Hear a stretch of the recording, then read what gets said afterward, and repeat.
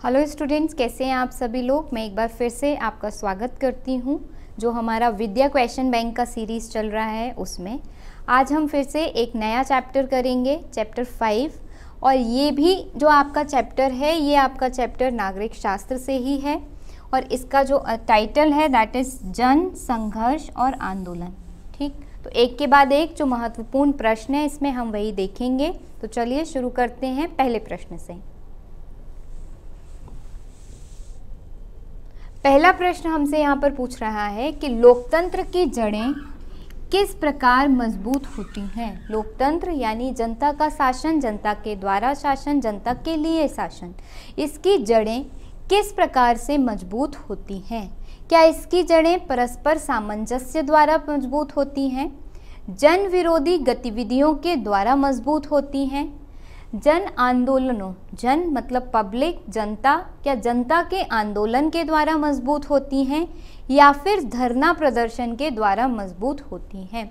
लोकतंत्र की जो जड़ें हैं यानी जो ऐसा शासन जिसमें सबकी भागीदारी होती है, सब मिलकर के शासन करते हैं, सबका पार्टिसिपेशन होता है, सबकी साझेदारी होती है, यह शासन कैसे मजबूत होता है। परस्पर सामंजस्य से या फिर जन विरोधी गतिविधियों से या फिर जन आंदोलनों से या फिर धरना प्रदर्शन से। तो लोकतंत्र की जड़ें मजबूत होती हैं जन आंदोलनों से। जब जनता के जो लोग हैं, जो नागरिक हैं देश के, वो मिलकर के आंदोलन करते हैं किसी बुरी चीज़ के लिए या अपने साथ होने वाले किसी भेदभाव के लिए, जब वो मिलकर के आंदोलन करते हैं तब लोकतंत्र की जड़ें क्या होती हैं, मजबूत होती हैं। क्यों मजबूत होती हैं? देखिए, लोकतंत्र क्या है, ज़्यादा से ज़्यादा लोगों की भागीदारी, जनता की जितनी ज़्यादा भागीदारी होगी लोकतंत्र उतना मजबूत होगा। जब जन आंदोलन होगा तो आंदोलन में लोगों की भागीदारी बहुत ज़्यादा होगी। हर इलाके से, हर धर्म से, हर जाति से, हर क्षेत्र से लोग आएंगे और आंदोलन में भाग लेंगे, वही तो जन आंदोलन होता है। तो जब आंदोलन में बहुत सारे लोग भाग लेंगे, पूरी जनता भाग लेगी, तो शासन, लोकतंत्र क्या होगा, मजबूत होगा। ठीक है, तो इसीलिए इसका सही आंसर होगा आपका जन आंदोलनों द्वारा लोकतंत्र की जो जड़ें हैं वे मजबूत होती हैं। चलते हैं दूसरे प्रश्न की तरफ। दूसरा प्रश्न बहुत आसान सा पूछा गया है, नेपाल की राजधानी कौन सी है। देखिए, ये जो हमारा अध्याय है ना, जन संघर्ष और आंदोलन, इसमें हमें दो मुख्य मतलब केस स्टडीज़ दी गई हैं। जैसे एक तो बोलीविया में जो जल आंदोलन हुआ, जल को लेकर के वहाँ पर जो जल आंदोलन हुआ वह दिया गया है, और एक हमें दिया गया है नेपाल में जो जन आंदोलन हुआ उसके बारे में हमें दिया गया है। तो इसी से संबंधित एक प्रश्न नेपाल से पूछ लिया गया है कि नेपाल की राजधानी कौन सी है। देखिए, नेपाल, ये आप देखिए यहाँ पर मानचित्र में देखेंगे, ये है आपका नेपाल। नेपाल भारत से मतलब भारत के राज्यों से सीमा लगाता है। उत्तराखंड, उत्तर प्रदेश, उसके बाद बिहार और इधर आपका आ जाता है सिक्किम वगैरह का इलाका, उससे ये क्या लगाता है, सीमा लगाता है। और नेपाल हिमालय में पड़ता है। दरअसल हिमालय का जो इलाका है, हिमालय की जो पर्वत श्रृंखला है, उसमें यह देश नेपाल हमारा पड़ता है। एक तरफ इसके कौन है, चीन है, और दूसरी तरफ इसके क्या है, भारत है। एक तरफ चाइना और दूसरी तरफ भारत, और बीच में है नेपाल, और इसकी राजधानी ये रही जिसका नाम है काठमांडू। तो नेपाल की राजधानी क्या है, काठमांडू। मानचित्र में इसकी स्थिति जो है हमने वो भी देख ली कि इसमें एक तरफ चाइना है, ऊपर अगर हम पूर्व की तरफ देखेंगे इसमें तो चीन है, और अगर इसके हम दक्षिण में देखेंगे तो हमें भारत दिखाई देता है। भारत के कुछ राज्य जैसे कि उत्तराखंड, उत्तर प्रदेश, बिहार, सिक्किम, ये सब किससे बॉर्डर लगाते हैं, तो ये सब सीमा लगाते हैं नेपाल से। और इसकी राजधानी क्या है, तो इसकी राजधानी है काठमांडू। ठीक, चलिए आगे चलें। अगले प्रश्न पर पूछा गया है, सन 2006 में बोलीविया में किसे सत्ता प्राप्त हुई। अब बात की गई है बोलीविया की, तो थोड़ा सा बोलीविया का मानचित्र आपको पता होना चाहिए, कहाँ पे बोलीविया है हो सकता है कि आपसे यही प्रश्न पूछ लिया जाए कि बोलीविया किस महाद्वीप में पड़ता है। तो बोलीविया जो है आपका एक लैटिन अमेरिकन देश है और ये आपका साउथ अमेरिका महाद्वीप उसमें पड़ता है। साउथ अमेरिका महाद्वीप, 7 महाद्वीप आप लोगों को पता होगा, उसमें से एक है हमारा साउथ अमेरिका, और साउथ अमेरिका महाद्वीप में ये रहा आपका बोलीविया। इससे पहले हम 2 और देशों की चर्चा कर चुके हैं, मेरे ख्याल से आप लोगों को याद होगा। हमने ब्राज़ील की भी चर्चा की थी, ब्राज़ील के रियो डी जेनेरियो की हम चर्चा कर चुके हैं। हमने वेनेजुएला की भी चर्चा की थी, जहाँ पर हमने क्या देखा था, जहाँ पर हमने देखा था जो स्थानांतरित कृषि थी। जब मैंने आपको कृषि अध्याय पढ़ाया था भूगोल का, तब आपको बताया था कि वेनेजुएला में स्थानांतरित कृषि को क्या कहते हैं, तब भी मैंने आपको ये मानचित्र दिखाया था। तो चीज़ों को आपस में जोड़ करके जब भी आप एक नई चीज़ पढ़ें, अगर उसमें कुछ पुराना आया है तो वहीं पर उसे एक बार दोहरा लिया करिए, जिससे आपको वो पक्का हो जाए एकदम, ठीक। तो यहाँ पर बोलीविया के बारे में बात की गई है कि बोलीविया में 2006 में किसे सत्ता प्राप्त हुई, कौन सी पार्टी थी जो बोलीविया में सत्ता में आई, कब, 2006 में। तो वो थी आपकी सोशलिस्ट पार्टी, ठीक। अब 2006 बोलीविया में क्यों प्रसिद्ध है, क्योंकि इसी समय या इसी वक्त, इसी वर्ष यहाँ पर क्या हुआ था, जल आंदोलन हुआ था, ठीक। और वो इस समय कौन सी पार्टी थी सत्ता में, सोशलिस्ट पार्टी आपकी सत्ता में थी, ठीक। यहाँ से ये सारी चीज़ें ध्यान रखेंगे। ब्राज़ील में ही रियो डी जेनेरियो जो शहर है, वहाँ पर क्या हुआ था, अर्थ सम्मेलन हुआ था 1992 में, वो भी हमने देखा, पहले देख चुके हैं, तो आप लोगों को मेरे ख्याल से ध्यान आ रहा होगा, ठीक है। आगे चलते हैं। चलिए, आगे पूछा गया है हमसे, सामान्य नागरिक सत्ता में किस प्रकार की भागीदारी करते हैं। सामान्य नागरिक जैसे आप, मैं, हम क्या हैं, सामान्य नागरिक हैं। भारत के हम जनरल सिटीजन हैं, सामान्य नागरिक हैं। हम सत्ता में कैसे भागीदारी करते हैं, या भारत की जो सत्ता है, भारत में जो सरकार है, उसमें हमारी क्या भागीदारी है, हमारी क्या हिस्सेदारी है, आपकी, मेरी, आपके माता पिता की, या हमारी तरह ही जो सामान्य नागरिक हैं उनकी। पूछा गया है हमसे, देखते हैं कैसे हम इसमें भागीदारी करते हैं। जो सामान्य नागरिक हैं विवेकपूर्ण निर्णय लेकर मतदान कर सत्ता में जागरूक भागीदारी कर सकते हैं। आप, मैं, या फिर हमारे जो माता पिता हैं, या फिर और जो सामान्य नागरिक हैं, सत्ता में हमारा सबसे महत्वपूर्ण क्या रोल है या क्या भूमिका है, मतदान। हम अगर अपने विवेक से, अपनी बुद्धि से हर पैमाने पर, जो भी हमारे विधायक बनने वाला व्यक्ति जो खड़ा हुआ है, यानी जो विधायकी के चुनाव लड़ने के लिए खड़ा हुआ है, या फिर जो सांसदी के चुनाव लड़ने के लिए खड़ा हुआ है, अगर हम अपने विवेक से, अपनी बुद्धि से यह तय कर पाएँ कि हमारे देश के लिए कौन सा सांसद अच्छा होगा, कौन सा विधायक अच्छा होगा, और उसी के हिसाब से अगर हम मतदान करें, तो यह हमारी सत्ता में सबसे अच्छी भागीदारी होगी, और यही हमारी भागीदारी है। यानी सामान्य नागरिक की सत्ता में यह भागीदारी है कि वह अपने विवेक से यह निर्णय ले कि हमें किन लोगों को, कैसे प्रतिनिधि हमें भेजने हैं सत्ता में, जिससे कि अच्छे अच्छे नियम बन सकें, अच्छे अच्छे कानून बन सकें और देश का विकास हो सके। तो सामान्य नागरिक की क्या भागीदारी हुई, मतदान की।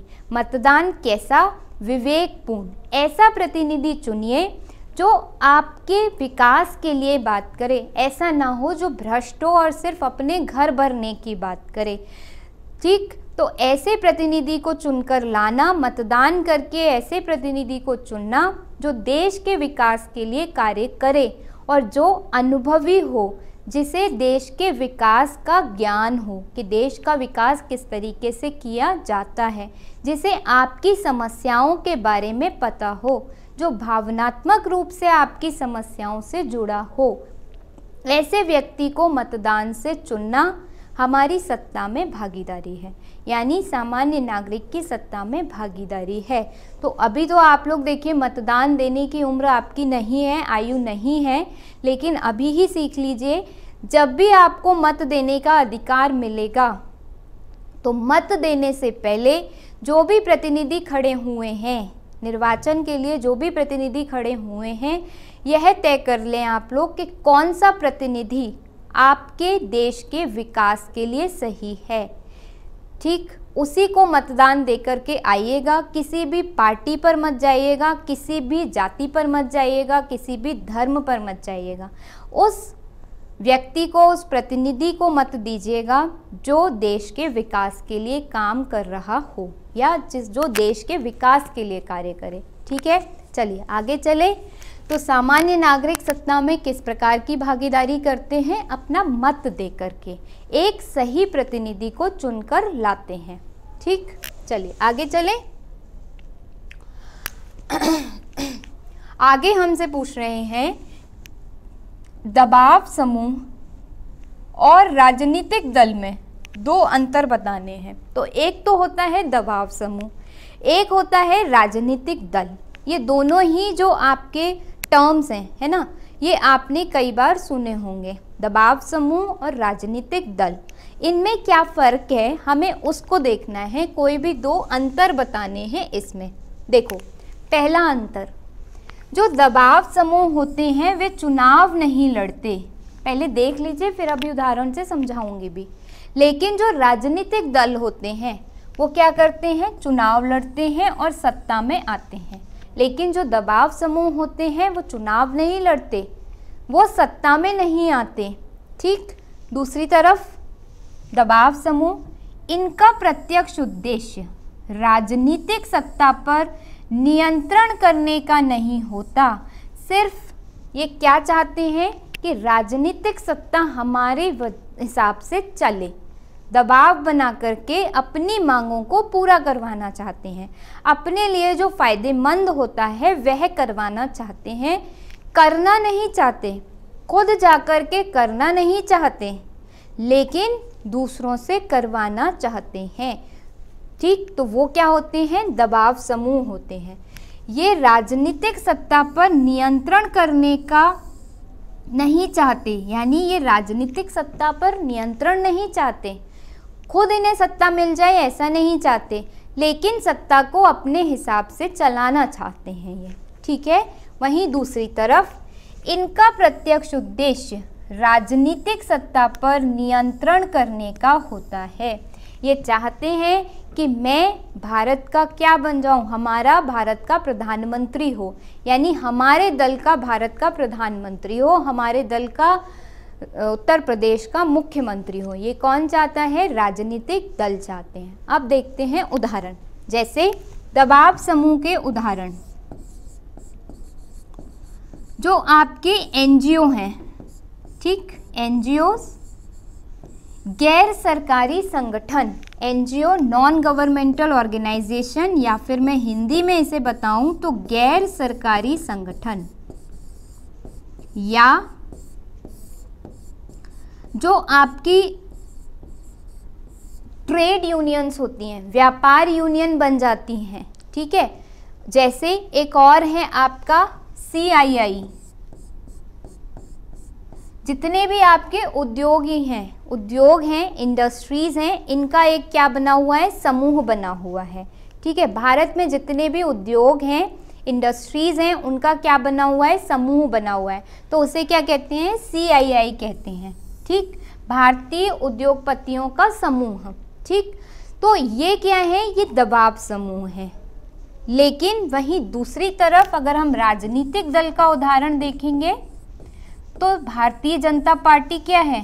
एक राजनीतिक दल है। BJP, कांग्रेस, ये सब क्या है? ये राजनीतिक दल हैं। बसपा, सपा यानी समाजवादी पार्टी, बहुजन समाज पार्टी, ये सब क्या है? राजनीतिक दल हैं। ये क्या चाहते हैं कि हम चुनाव लड़ें, चुनाव लड़ते हैं ये लोग, और चुनाव लड़ने के बाद सत्ता पर काबिज होना चाहते हैं। जबकि जो आपके गैर सरकारी संगठन हैं वो क्या चाहते हैं, सत्ता पर काबिज नहीं होना चाहते, चुनाव नहीं लड़ना चाहते, लेकिन चाहते हैं कि हम जिस तबके की समस्याएं लेकर के सरकार के पास में जाएं, उन्हें सरकार माने, उन पर निर्णय ले सरकार, यानी उनके फायदे के लिए सरकार काम करे। तो क्या करते हैं, दबाव समूह सरकार पर दबाव बनाते हैं, नाम ही है उनका दबाव समूह, सरकार पर दबाव बनाते हैं कि आप हमारे हिसाब से क्या करें, नियम बनाएं। जैसे कि उदाहरण के लिए अगर मैं आपको बताऊं, अगर किसी इलाके में, ठीक है, या इसे ऐसे लीजिए, इसका उदाहरण ऐसे देखिए, जैसे जीएसटी आपका क्या है, एक टैक्स है, ठीक है। जब जीएसटी आने वाला था तो बहुत सारे व्यापारियों को ऐसा लगा कि जीएसटी की वजह से हमारा क्या हो जाएगा, नुकसान हो जाएगा, और हमारा जो व्यापार होगा वो क्या होगा, प्रभावित होगा, व्यापार करना महंगा हो जाएगा और हमारी जो आमदनी है वो क्या हो जाएगी, कम हो जाएगी। बहुत सारे व्यापारियों को ऐसा लगा जब जीएसटी आने वाला था तब। तो उन्होंने क्या किया, उनका एक दबाव समूह बना हुआ है। क्या है दबाव समूह, जैसे व्यापारियों का या उद्योगपतियों का भारतीय उद्योग संघ, एक उनका दबाव समूह है, ठीक, उनका एक ग्रुप बना हुआ है, संगठन बना हुआ है। अब उन लोगों ने जाकर के भारत की सरकार से मतलब भारत के प्रधानमंत्री से मिलना शुरू किया और कहा कि आपके इस जीएसटी की वजह से हमारा बहुत नुकसान हो जाएगा, तो हम क्या करेंगे, विरोध करेंगे, इसीलिए आप इस जीएसटी कानून को पास मत करिए। तो वो क्या बनाने लगे, अपना दबाव बनाने लगे भारत की सरकार पर या भारत के प्रधानमंत्री पर कि आप इस जीएसटी को पास मत करिए। तो क्या हो रहा है इससे कि इन दबाव समूहों की वजह से भारतीय सरकार के या जो हमारी सरकार है उसके नियम परिवर्तित हो रहे हैं। वो अब क्या करेगी, हो सकता है उस कानून को रद्द कर दे और नया कानून लेकर के आए। क्यों, क्योंकि दबाव समूह की वजह से सरकार पर क्या आया, दबाव आया, और सरकार ने ये देखा कि अगर हम ऐसा नियम लेकर के आए, अगर हम जीएसटी लेके आए, तो जितने भी उद्योगपति हैं, जितने भी व्यापारी हैं, वो क्या होंगे, भड़क जाएंगे, वो लोग भड़क जाएंगे और उन्हें संभालना हमारे लिए मुश्किल हो जाएगा, इसलिए वह नियम हम नहीं लाते और फिर दूसरा नियम कोई लेकर के आते हैं। तो इस तरीके से क्या हुआ, नियम आना कुछ और था, बनना कुछ और था, लेकिन दबाव समूहों ने जब दबाव बनाया सरकार पर, भारत की सरकार पर जब दबाव बनाया तो नियम कुछ और आ गया, ठीक है। तो इसी तरीके से दबाव समूह जो होते हैं वो राजनीति को प्रभावित करते हैं, भारत सरकार के नियमों को प्रभावित करते हैं। जैसे एक और उदाहरण देती हूँ, मान लीजिए किसी जगह पर रोड बननी है, ठीक, रोड बननी है, जैसे हमारा अभी ये रैपिड का काम चल रहा है ना, रैपिड रेल यहाँ पे आने वाली है। अब रैपिड रेल के आने से ऐसा तो नहीं है कि सबको फ़ायदा ही हो, बहुत सारे लोगों की उसमें ज़मीन भी जा रही है, तो उन लोगों को क्या होगा, नुकसान भी होगा। जब उन लोगों को नुकसान होगा तो वो क्या करेंगे, अपना ग्रुप बनाकर अपना संगठन, मान लीजिए किसानों की भूमि ले रही है सरकार, रैपिड बनाने के लिए जगह चाहिए तो भूमि ले रही है सरकार, उनकी जो लैंड है वो सरकार ले रही है। अब वो लोग क्या है कि अपनी भूमि और ज़्यादा पैसों पर देना चाहते हैं, पर सरकार क्या है, कम पैसों पर ले रही है। तब वो क्या बना रहे हैं, अपना संगठन बनाते हैं और सब मिलकर के जाएंगे सरकार के पास में और बोलेंगे कि अगर आपको रैपिड चलानी है, रैपिड बनानी है, तो हम भूमि इतने से कम पैसों में नहीं देंगे। अब जब सब लोग मिलकर के इकट्ठे होकर के संगठन बना करके सरकार के पास जाते हैं तो सरकार एक दबाव में आ जाती है और सरकार समझ जाती है कि ये रैपिड का जो हमारा प्रोजेक्ट है, परियोजना है, यह संभव नहीं है जब तक ये संगठन जो कह रहा है इसकी हम बात को नहीं मानते।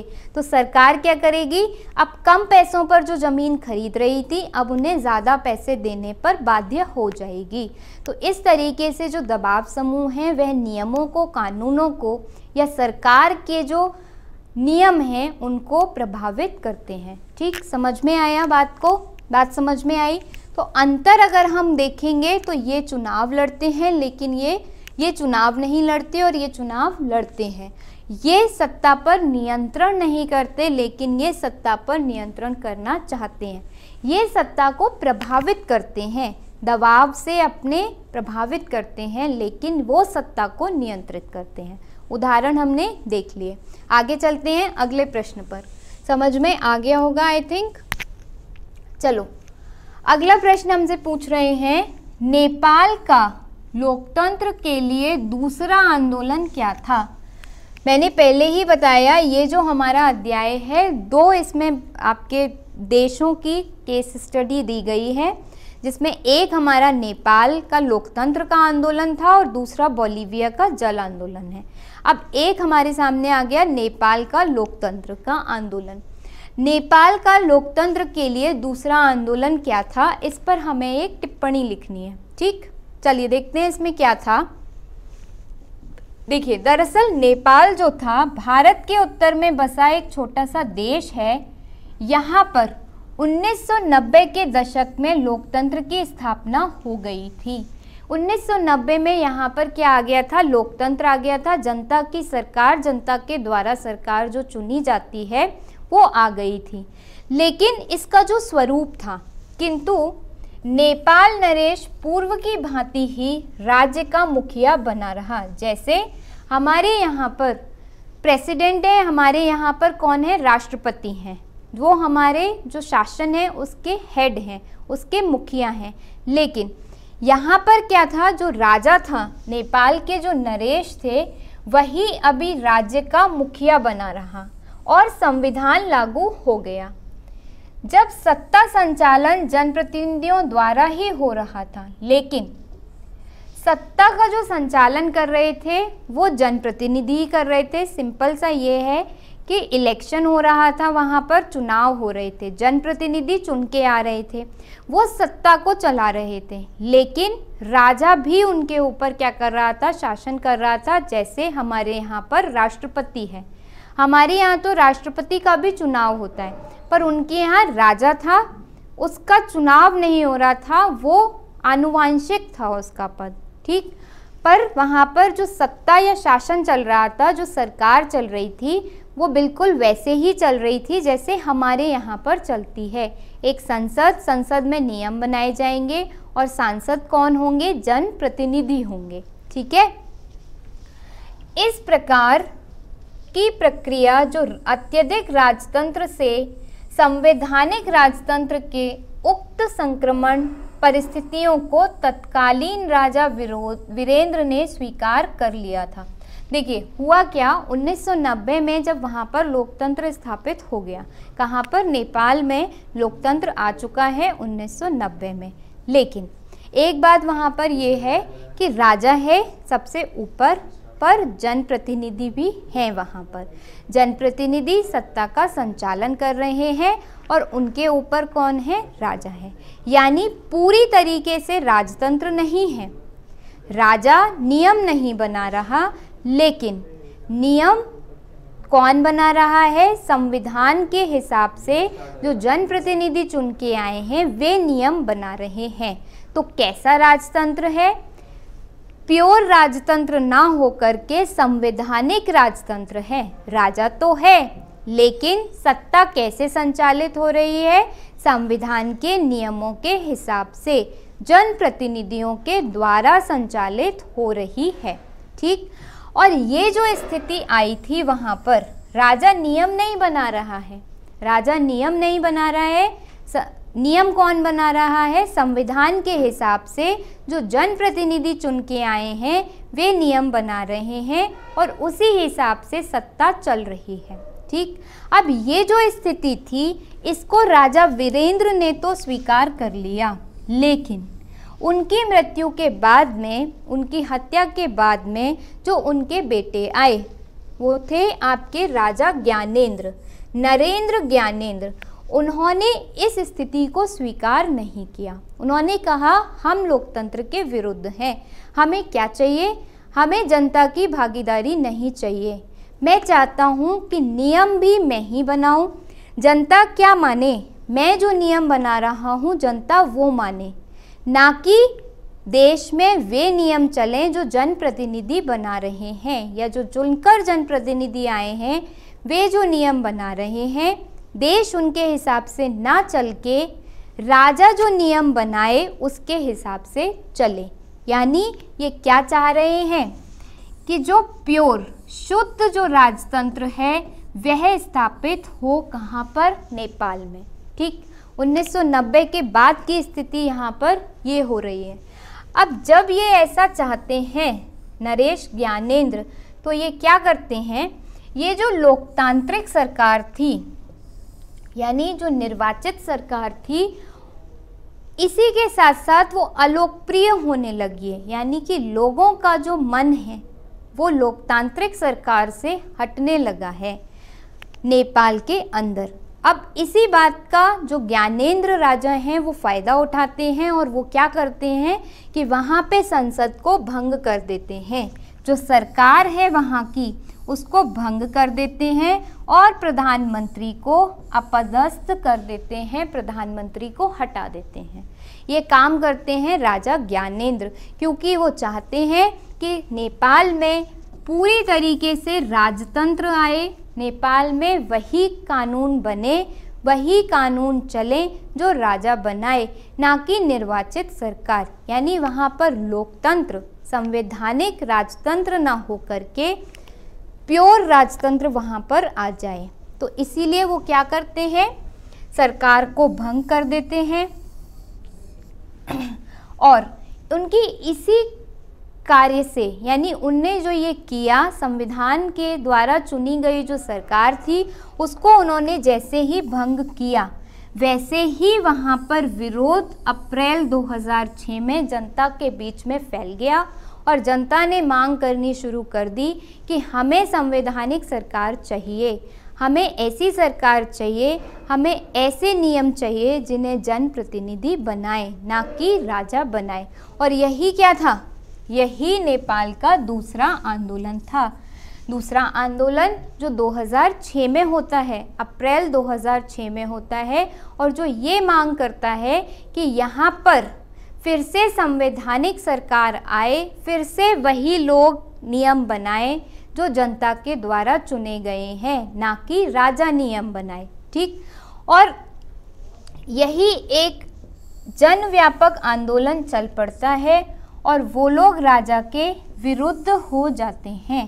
ठीक, और इसी आंदोलन को चलाने के लिए नेपाल में कई पार्टियां अस्तित्व में आती हैं और ये सब मिलकर के एक बड़ी पार्टी बनाती हैं, एक गठबंधन बनाती हैं जिसे हम कहते हैं 7 पार्टी अलायंस। और इसकी प्रमुख मांग ये होती है कि नेपाल में संवैधानिक सरकार आए, नेपाल में राजतंत्र हट जाए, यानी राजा नियम ना बनाए। कौन नियम बनाए? जनता के चुने गए प्रतिनिधि। और यही उसका दूसरा आंदोलन है। ठीक, लेकिन हुआ ये कि इस आंदोलन में लोग धीरे धीरे करके जुड़ते गए। लोग मांग करने लगे कि राजा को हटाया जाए, राजा नियम ना बनाए, जनता के प्रतिनिधि नियम बनाए। धीरे धीरे करके यह एक बड़ा जन आंदोलन बनता गया। ठीक, तो हम बात कर रहे थे कि नेपाल में जो आंदोलन, दूसरा आंदोलन, वो कैसे शुरू हुआ। हमने देखा कि वीरेंद्र जो राजा थे उन्होंने तो मान लिया था कि संवैधानिक राजतंत्र को उन्होंने मान लिया था, लेकिन जो उनके बेटे आए ज्ञानेंद्र, उन्होंने इस बात को नहीं माना और वहाँ पर क्या होने लगे, जन आंदोलन होने लगते हैं। इस जन आंदोलन में धीरे धीरे करके बहुत सारे लोग जो होते हैं, जो माओवाद को मानने वाले होते हैं, वे भी इस आंदोलन के पूर्ण समर्थन में आ जाते हैं। जनता सड़कों पर उतर आती है और जन विरोध के समक्ष सुरक्षा बलों को घुटने टेकने पड़ते हैं। यानी कि जो ज्ञानेंद्र राजा थे, उनके जो भी सैनिक थे, वो इस जन आंदोलन को दबा पाने में सक्षम नहीं होते और जो राजा ज्ञानेंद्र थे वो जनता के सामने, इस जन आंदोलन के सामने अपने घुटने टेक देते हैं और वादा करते हैं नरेश कहते हैं कि हम कुछ सुविधाएं देने का वादा करते हैं, किंतु आंदोलनकारी अपनी संविधान सभा तथा इस प्रकार संसद को पुनर्जीवित करने की मांग पर अडिग रहे। नरेश ये कहते हैं कि हम आपको कुछ सुविधाएं दे देंगे, यानी राजा ज्ञानेंद्र कहते हैं कि आप ये जो जन आंदोलन कर रहे हैं इसको रोक दीजिए, हम आपको कुछ सुविधाएं दे देंगे।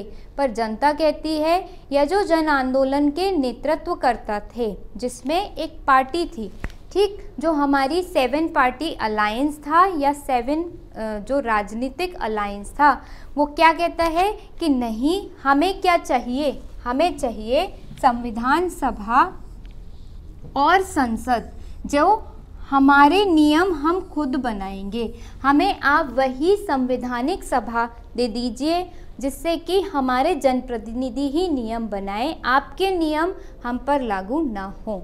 ठीक, ये अपनी इस मांग पर अडिग रहते हैं और अंत में लास्ट में 24 अप्रैल 2006 को नेपाल के जो राजा हैं उन्हें मांगों को मानना पड़ता है और फिर वहाँ पर क्या होता है, संवैधानिक सरकार आती है जिसमें जो आपका SPA था, 7 पार्टी अलायंस, जो 7 पार्टियां मिलकर के एक गठबंधन बनाई थी इस जन आंदोलन को चलाने के लिए, उसके ही गिरिराज प्रसाद कोइराला को अंतरिम सरकार के प्रधानमंत्री के रूप में चयनित किया जाता है। और अब नेपाल में कौन आ गया, प्रधानमंत्री आ गया। और नियम अब कौन बनाएगा, प्रधानमंत्री के साथ में मिलके जो सरकार में आए हैं वे लोग अब बनाएंगे नियम, राजा के नियम अब नहीं चलेंगे। ठीक, इस प्रकार संसद का स्वरूप पुनः लोकतांत्रिक हो गया नेपाल के अंदर। तत्पश्चात जो 7 पार्टी अलायंस है या जो सप्तदलीय गठबंधन था और माओवादी, ये लोग क्या कर रहे थे इन्होंने ही जन आंदोलन चलाया था, किसके विरुद्ध, राजतंत्र के विरुद्ध। तो अब आम सहमति में संविधान सभा का निर्माण हुआ और एक नया संविधान 2008 में राजतंत्र समाप्त हुआ और नेपाल में संघीय लोकतांत्रिक गणराज्य की स्थापना हुई। यानी अब वहाँ पर नेपाल का 2008 तक अपना संविधान आ गया, लोकतांत्रिक सरकार आ गई। अब जो प्रतिनिधि थे जनता के द्वारा चुने जाते थे और वही नियम बनाते थे और नियम संविधान के अंतर्गत बनाए जाते थे। यानी जो बातें संविधान में लिखी गई थी उसी हिसाब से नियम बनाए जाते थे। राजा का जो शासन था वह समाप्त हो गया, राजा नियम बनाने में किसी भी तरीके से इन्वॉल्व नहीं था। ठीक, प्रस्तुत संघर्ष को नेपाल द्वारा लोकतंत्र के लिए द्वितीय आंदोलन कहा गया और इसी पूरी घटना को नेपाल का द्वितीय आंदोलन या नेपाल द्वारा लोकतंत्र का द्वितीय आंदोलन, क्यों? क्योंकि एक आंदोलन तो 1990 में चला था, 1990 से पहले चला था, जिससे लोकतांत्रिक सरकार आई थी नेपाल में। लेकिन 2006 में यह सरकार जाती हुई दिखी ज्ञानेंद्र की वजह से, राजा ज्ञानेंद्र की वजह से 2006 में ये लोकतांत्रिक सरकार खत्म हो जाती है और इसीलिए आंदोलन छिड़ता है और दोबारा से 2008 में लोकतांत्रिक सरकार अपने रोल में आती है, अपनी भूमिका में आती है, स्थापित होती है। इसीलिए इसको हम क्या कहते हैं, लोकतंत्र का दूसरा आंदोलन कहते हैं। नेपाल में लोकतंत्र का दूसरा आंदोलन इसीलिए इसे कहते हैं। ठीक, यहाँ पे जाकर आपका ये वाला जो प्रश्न है ये समाप्त होता है। और ये जो लोकतांत्रिक आंदोलन था यह दूसरे देशों के लिए भी एक प्रेरणा का स्रोत बना कि ठीक है, वहाँ पे पहले लोकतांत्रिक सरकार आ गई थी, लेकिन अगर राजा लोकतांत्रिक सरकार हटाने की कोशिश करता है तो जनता आंदोलन करके पुनः लोकतांत्रिक सरकार को स्थापित करने की काबिलियत रखती है। यह प्रेरणा पूरे विश्व में गई और विश्व के और देश जहाँ पर लोकतांत्रिक सरकारें नहीं थी वहाँ की भी जनता इस बात के लिए प्रेरित हुई और वहाँ पे भी जन आंदोलन शुरू हुए और बाद में जाकर के वहाँ पर लोकतंत्र की स्थापना हुई। ठीक, तो इस तरीके से यहाँ पर आपका ये वाला प्रश्न समाप्त होता है। चलते हैं अगले प्रश्न पर।